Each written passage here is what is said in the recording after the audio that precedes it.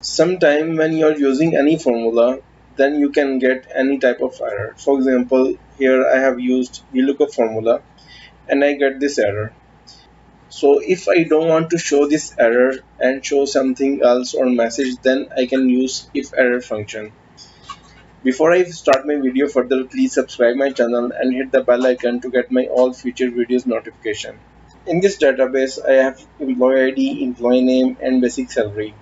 So basically, I'm looking employee name and basic salary on basis of employee ID. So here I have used VLOOKUP formula.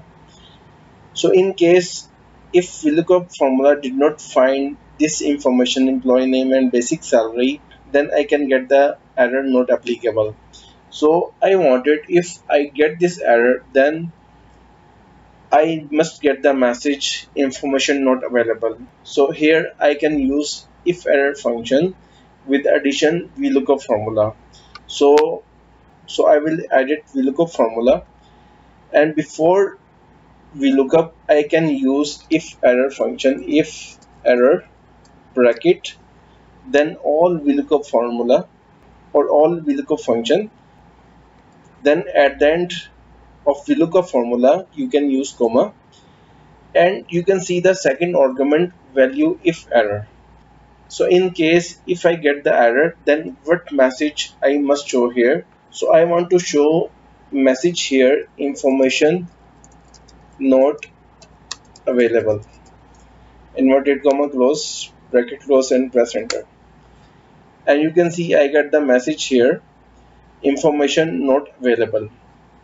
Similarly, if you want to find the basic salary of this employee ID and this information not available in this database, then you can get the error not applicable.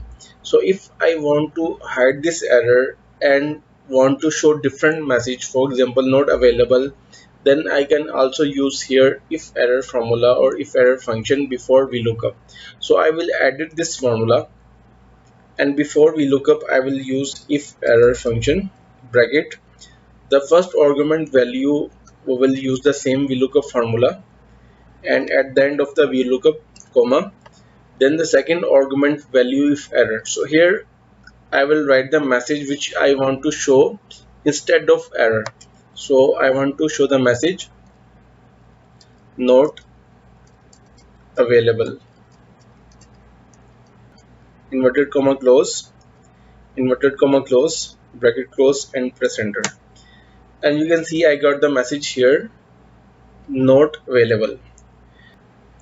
But if I write the correct employee ID here, for example 18017, then you can see I got the correct employee name and correct basic salary. But if I write here wrong employee ID or different employee ID which is not available in this database, for example 1888, press enter, and you can see I got the message here, information not available and basic salary not available. So in this way you can use if error function with addition different function. Hopefully you like this video. Thank you very much.